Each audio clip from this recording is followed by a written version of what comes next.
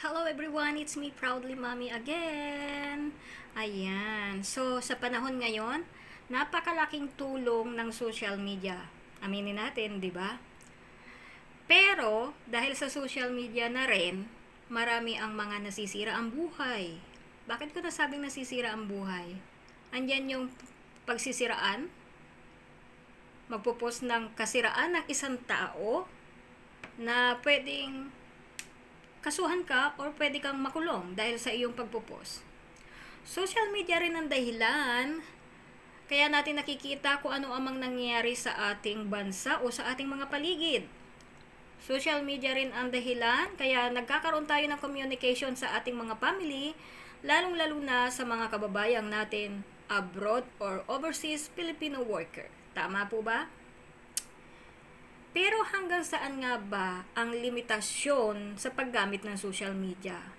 At kailangan or kailan lang pwedeng gamitin ang social media?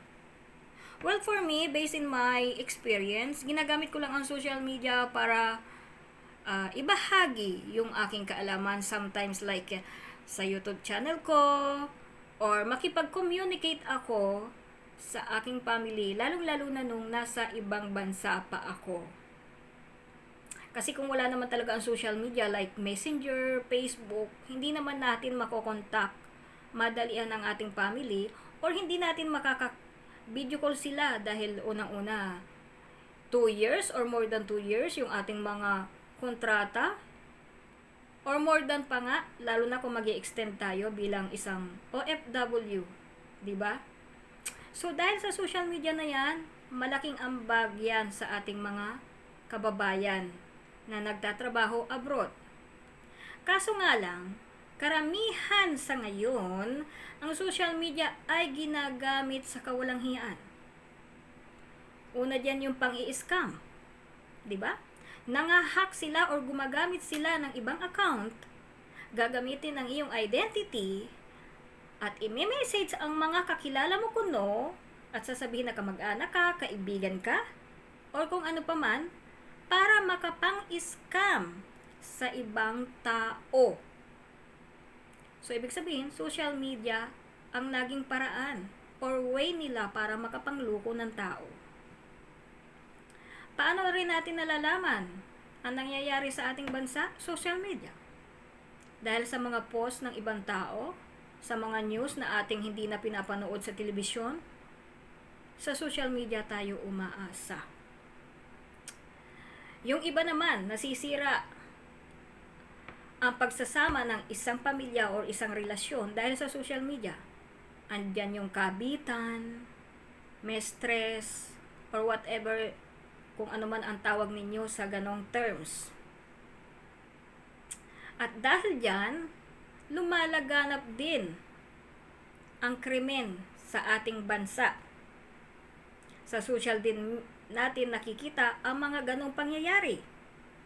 Nakakalungkot nga lang isipin na sa halip na ang social media ay gamitin natin sa magandang paraan, ito ay ginagamit natin sa kawalang hiyaan.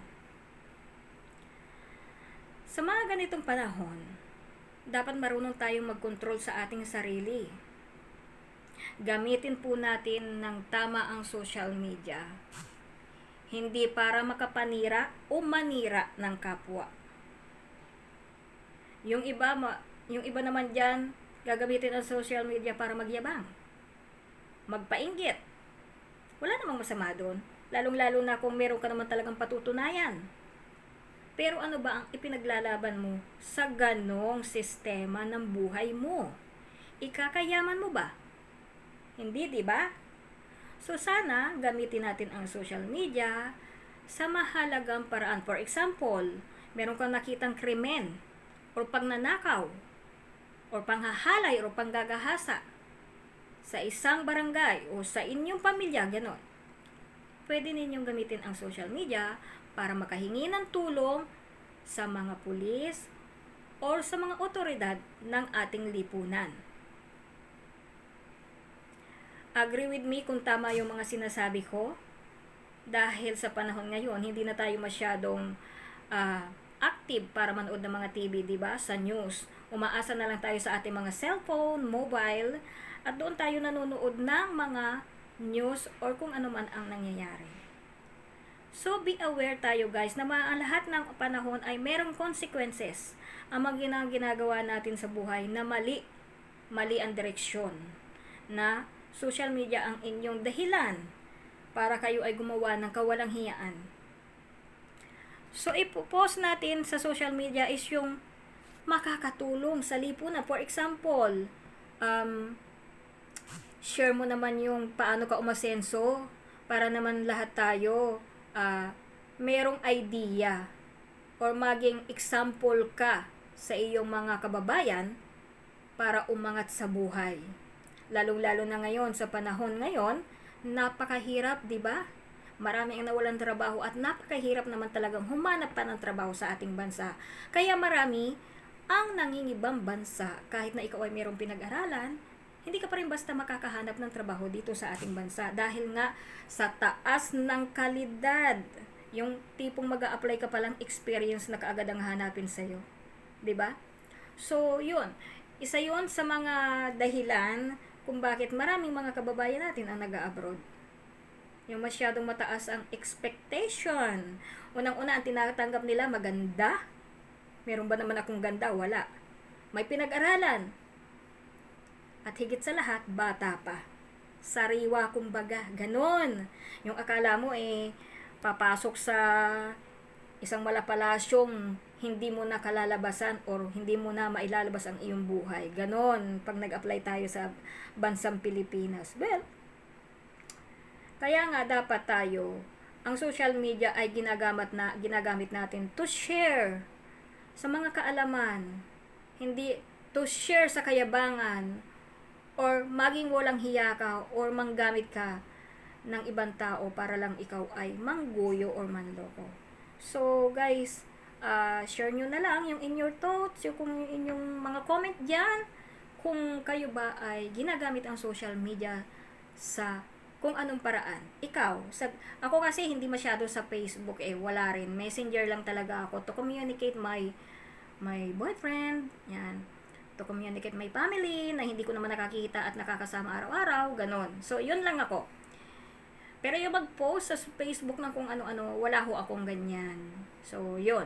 And also, nakalak ang aking profile dahil ayoko ng mga taong marites sa aking buhay. So, kayo po, ano ang inyong ginagawa sa social media? Kung ano yung mga sinishare ninyo, bakit nga ba kayo gumagamit ng social media? So, share nyo po sa comment down below. Have a nice day, guys! Bye-bye!